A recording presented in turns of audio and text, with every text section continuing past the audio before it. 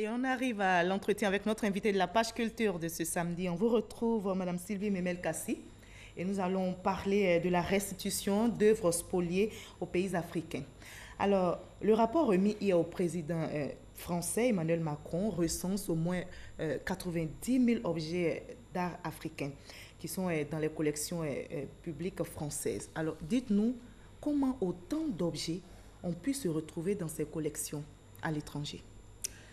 La plupart de ces collections ont été, s'il faut appeler ça comme ça, acquises pendant la période coloniale. Et nous savons que pendant la période coloniale, il y avait... Quand vous dites acquises, le rapport dit objet volé ou bien objet pillé. J'ai dit acquises parce que il faut qu'on arrive à prouver si c'est de bonne foi ou pas. C'est pour cela qu'au départ, le Bénin avait demandé plus de 26 objets qu'on a accepté de donner l'État français a décidé aujourd'hui. Donc, j'ai dit c'était pendant la période coloniale que ces objets ont été soustraits des communautés pour aller à l'extérieur du continent. Donc, c'était le fait des missionnaires, c'était le fait des militaires, c'était aussi le fait des marchands européens, français. Et c'était aussi, avec l'évolution, le phénomène du trafic illicite est aussi arrivé. Et donc, nous avons tous ces facteurs-là qui militent en faveur de ce nombre vraiment très, très important de ces œuvres qui se trouvent aujourd'hui un peu partout dans le monde.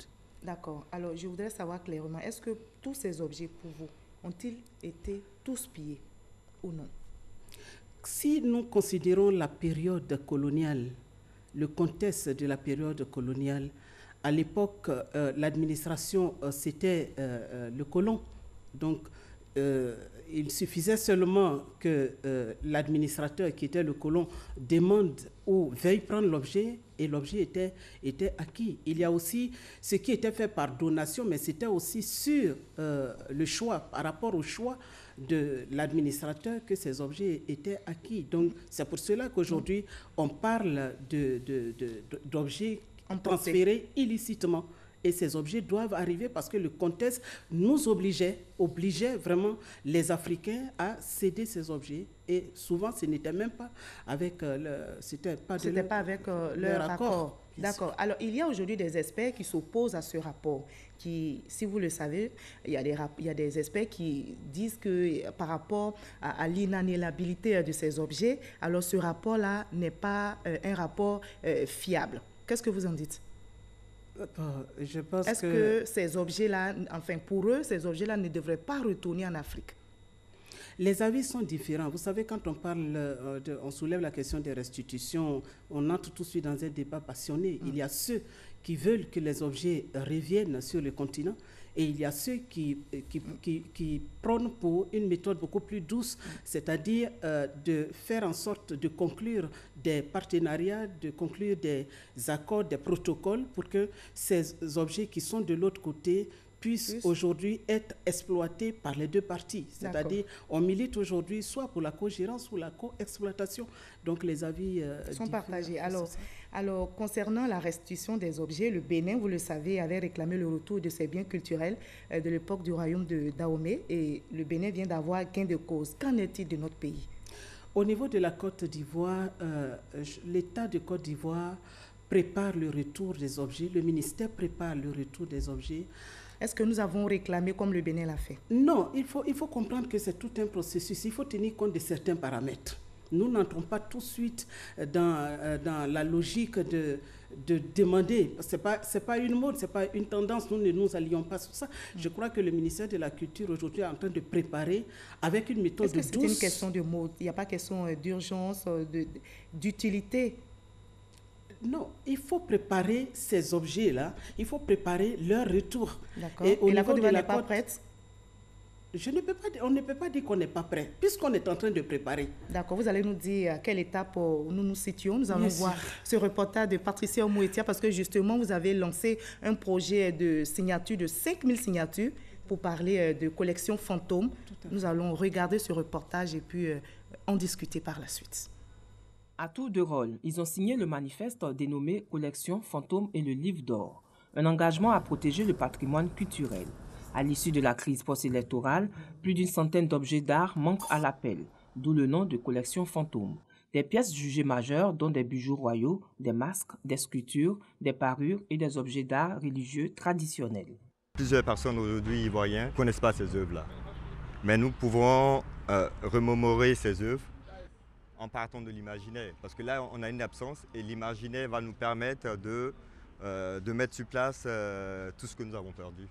À travers des peintures et des tableaux, environ 700 élèves essaient de donner vie à ces objets disparus. Nous avons eu à faire des différentes réalisations concernant le projet Fantôme. Et nous avons été suivis par des maîtres qui nous ont donné un peu quelques idées pour pouvoir réaliser le manquant des objets de l'Afrique. La collection Fantôme se veut comme un ensemble de réponses aux questionnements que soulève le phénomène du trafic illicite des biens culturels. Le président Macron à Ouagadougou, en novembre l'année dernière, en tout cas, avait émis le vœu que tout ce qui a été arraché de cette façon soit restitué aux propriétaires. Et donc la Côte d'Ivoire est totalement partante pour ce projet et nous devons faire en sorte que tous ces produits, ces objets d'art de notre patrimoine culturel soient restitués. Tous les partenaires, où qu'ils soient, puissent nous aider à réhabiliter ce qui nous appartient. Les représentants du ministère de la Culture et de la Francophonie, de l'UNESCO, de l'Institut national supérieur des arts et de l'action culturelle et du Bureau national d'Interpol ont exprimé leur foi en ce projet. Ils matérialisent la volonté de retrouver ces objets de valeur, a indiqué Mme Kassi. Elle souligne également que ce projet a pour but de garder la flamme de l'espoir et du souvenir afin que ces objets volés ne disparaissent pas une deuxième fois, c'est-à-dire de la mémoire collective. Voilà, c'est un projet noble, mais dites-nous clairement, la Côte d'Ivoire est à quelle étape du processus de restitution? Alors, il y a beaucoup d'actes qui ont été posés par la Côte d'Ivoire et qui vont dans le sens justement de la restitution pour le jour où nous nous sentirons vraiment prêts. Alors, au jour d'aujourd'hui, il y a un projet de décret qui est en train de se mettre en place par le ministre de la Culture et de la Francophonie pour la mise en place d'un comité de restitution des œuvres justement. Il y a aussi que la Côte d'Ivoire a ratifié la Convention du droit de 1995 qui prône le retour des objets. Il y a aussi que nous avons identifié des personnes ressources. La Côte d'Ivoire a envoyé les noms des deux experts demandés par M. Felwine Sarr et Bénédicte Savoie, les deux experts de Macron. C'est sénégalais? Tout à fait. Pour dire justement que nous sommes dans la dynamique. Le rapport a été remis au président français. Tout à fait. Alors, et nous avons envoyé nos listes demandées par Africom et aussi par les deux experts justement. Il y a aussi que nous avons besoin de mettre en place une politique d'identification et d'inventaire de ces objets que nous apprêtons à recevoir. Est-ce que vous avez une idée justement de ces objets qui sont à l'étranger par rapport à la Côte d'Ivoire? Mais la Côte d'Ivoire a beaucoup d'objets. Je prends seulement l'exemple du musée du Quai Branly. Le musée du Quai Branly à Paris a 4038 objets de la Côte d'Ivoire. Le Metropolitan Museum de New York a 4000 objets de la Côte d'Ivoire. Le musée Cleveland a plus de...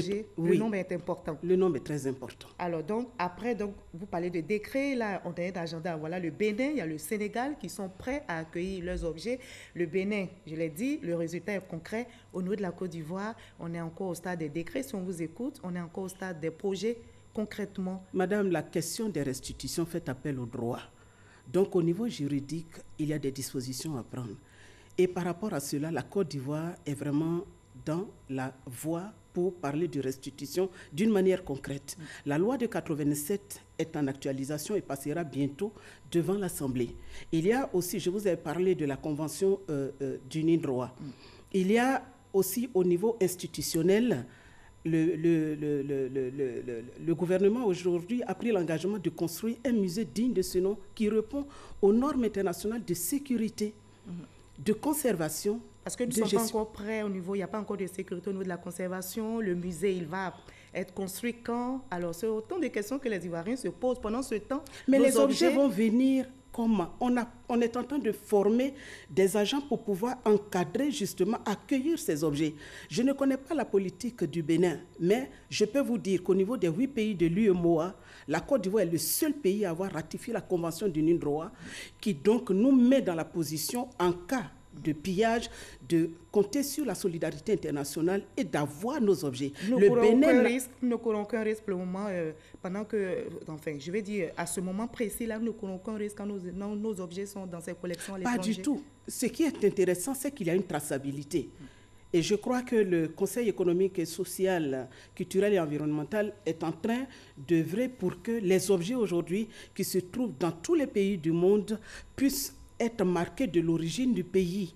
Donc, il y a une volonté manifeste aujourd'hui de voir où se trouvent nos objets et de préparer justement les conditions de leur retour.